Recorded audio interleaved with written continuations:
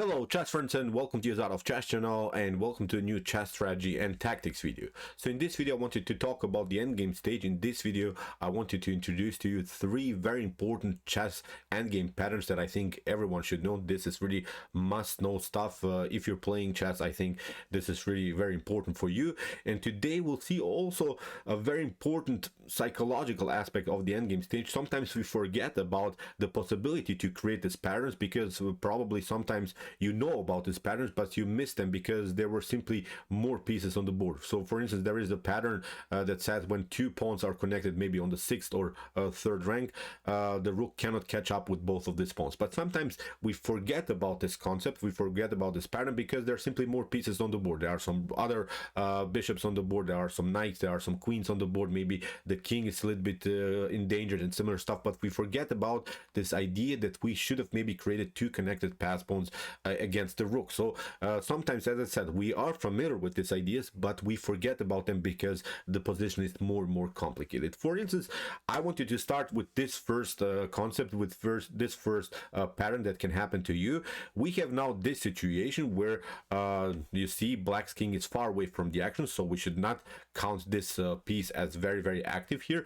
So we have now the situation where the knight has to battle against this pass pawn on the g file. We should notice that this is now the outside pass pawn. This is not the pass pawn on the h file or on the h file. This would be then the outside pass pawn. When the pass pawn is not on the outside, when it's not on the h file here, then this should be a drawish position. For instance, white can always play moves like, I don't know, here the g6, but you can always dance with your knight around this pawn. You see, we can always wait this pawn to move. When that happens, we'll sacrifice, of course, the knight for the pawn, and then it's a drawish position. If the king again attacks the knight, would just dance around the pawn, king to h6, and again we are playing on this other side. So no way that white is winning this particular endgame. So let's see now a different position. When we have the outside pass pawn, then this is winning for white because black cannot dance around the pawn like we have seen now in the previous example. Black can of course try to get closer with the knight, but you don't have good squares. The king is always restricting the knight's ability to create some kind of an attack against the pawn, so the king can always kick away the knight and the knight cannot get close enough to the pawn in order to capture. So that's why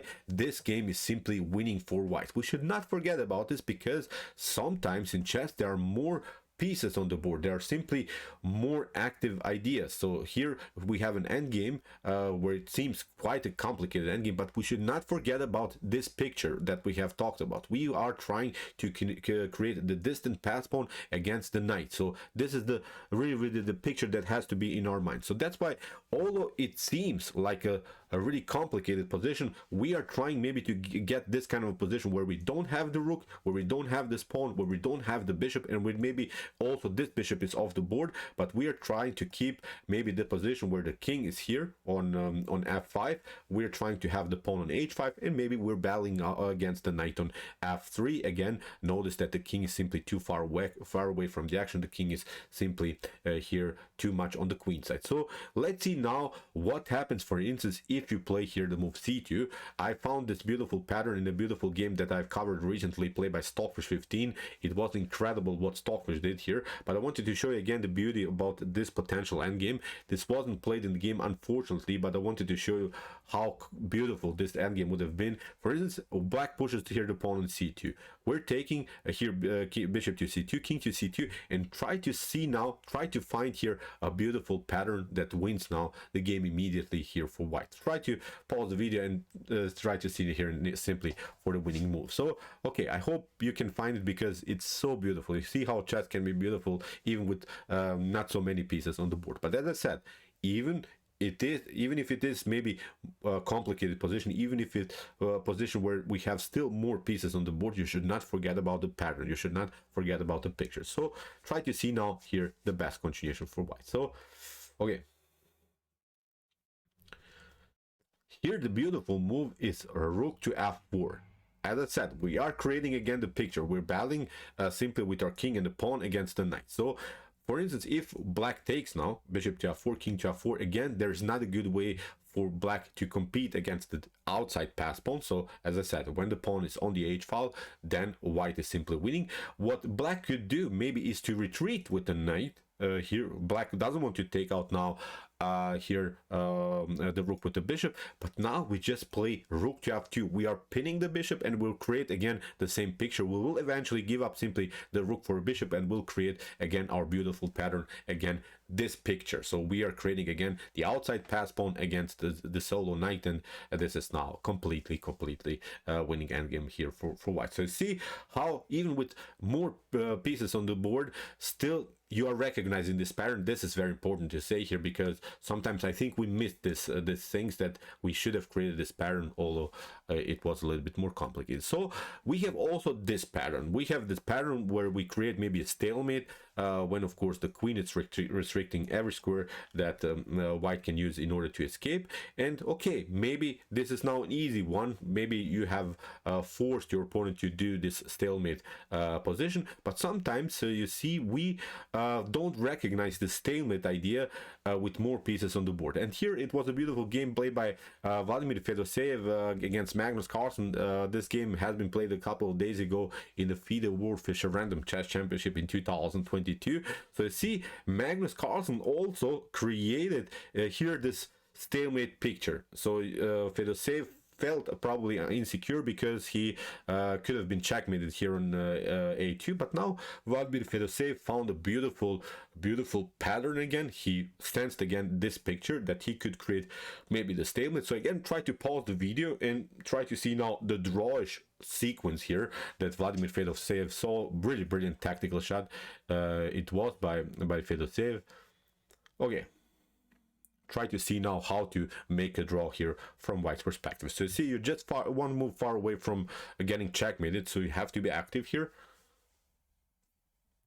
Okay, here Fedoseev found first rook to e7, and Magnus Carlsen hoped that he could escape because of course notice that the queen on c6 c2 pardon me, is also protecting the pawn on c6. So Magnus felt, okay, you get one check, you get your fun, but now you're getting checkmated. What Fedoseev saw was really brilliant. He found now the sacrifice by the rook on a7. You have to now take, and now for instance after queen to e7 you can maybe just play king to b7, but we are sacrificing, and now again the king has to take. Now there's no way to escape from this check. You have to take now. That's now the most important thing here. And now we have again this picture where we have created a stalemate, but with more pieces on the board. But Fedoseev didn't forget about this picture, about this pattern, and managed to get a drawish position in a seemingly lost position here for white. Really wild stuff. Great game, great endgame technique here by Vladimir Fedoseev. So what we have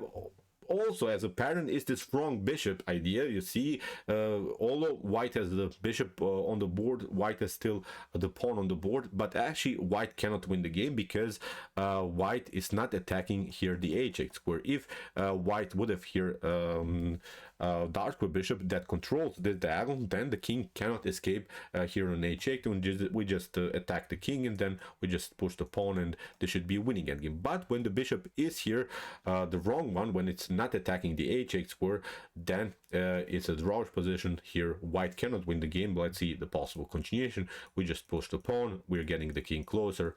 Okay, we're trying to push it further, but black simply stays on this diagonal. If white liberates somehow this diagonal for the king, still okay, the king will use the only square that you have, but again you escape to the corner. That's now the downside. If, as I said, white would have had the bishop on b2 or on this diagonal, then it's a winning game, but now you just can't push the pawn, and this is again a stalemate. So you should not forget about this. So let's see now how this stalemate idea, how this drawish idea is working with more pieces on the board. Here it was a beautiful game played by Fabiano Caruana against Magnus Carlsen back from 2019 in Croatia. I'm from Croatia and I watched this game live. I've been there in the hall when they played, and then after this game both of them get an applause. It was a brilliant endgame technique, a brilliant pattern that Magnus Carlsen recognized here. Magnus Carlsen is now almost lost here. He has problems with these two connected pass pawns by Fabiano Caruana. So Fabiano is pushing here on this side of the board. What Magnus Carlsen recognized actually that here you see the a pawn and the bishop are creating again this wrong bishop position. So you see again the bishop is not attacking the corner of the board. White doesn't have a light square bishop that could maybe support here the attack on the a file. So what Magnus Carlsen did here, you see, he first of all took this pawn. He's trying to get this pawn because we have to say it, Magnus Carlsen has also this dangerous pawn. So here Fabiano Caruana starts to push the pawn, but now after king to d6, you see Fabiano goes closer with the king, nothing wrong. Bishop to b5, king to f3, king to e7. Now Magnus Carlsen gets the king closer to the action, and what Magnus Carlsen is trying to do now, he's trying to sacrifice this bishop for these two pawns. So he's trying to trade off the bishop for these two pawns, and then he'll have this position where, okay, maybe Fabiano can take out the pawn on a6, maybe he will have the pass pawn on the a file, but as we said, the bishop is not a good one. It's a bad bishop here, it's the wrong bishop. So that's why here Magnus Carlsen still can maybe get the end game into a drawish position. Bishop to e8, we have king to g3. Now here Fabiano Caruana tried to play behind, try to include somehow the king into the game. Now Magnus Carlsen pushed the pawn further. We have now a4, and here after move g5, bishop to f7. So Magnus is waiting now this pawn move g6. He eventually played that here by Caruana. Bishop to g6, h takes g6, king to g6, and now here Fabi tried to get somehow the king into the game, but now here Magnus Carlsen gets the king towards the corner. That's now the most important thing here. After move bishop to c1, here bishop to d8, we have now this idea. As I said here, we have c1, the promotion. Now the bishop has to take, and now Magnus Carlsen secures the position where he has the wrong bishop, and after bishop to f4, this was again a beautiful stalemate. Even if here Caruana goes for this pawn, Magnus Carlsen will just play the same moves, will just play around, will just repeat moves. You can of course push the pawn further, it's not the point, but as I said, even if you get attacked maybe here by the move bishop to f4, we'll just play this one. Okay, now we use this one square, you just push the pawn further, and now again here it would be a beautiful stalemate. So see how sometimes we forget about these patterns because there are more pieces on the board. Don't forget about your ideas in the endgame stage. I think this is something that we should know, that we should recognize, because you saw in some of these examples, maybe you have a winning position, but you didn't recognize it because the position was quite complicated and you forget about your pattern, or maybe you lost the game because you didn't recognize your drawish pattern. So here it was a beautiful example by Magnus Carlsen, but also a beautiful example, I think, by Fedoseev, this stalemate with the queen. So okay, this will be our first video of recognizing patterns in the endgame stage. This concept will be a little bit shorter, we'll not do long videos about this one, but I think in the near future we can also see different opportunities, different patterns in the endgame stage. So okay, I hope that you enjoyed this video. If you want to see more about patterns, about the endgame strategies, opening principles and similar stuff, check out my basics in chess series videos with some other opportunities in the middle game stage and the endgame stage and in the opening stage. And if you want to see our new series, Become a Master in Chess, you can also check it out with some also very important strategic concepts in the middle game stage. And if you like this content, don't forget to subscribe to my channel. See you soon with some more videos. And what to say, chess is the best, of course.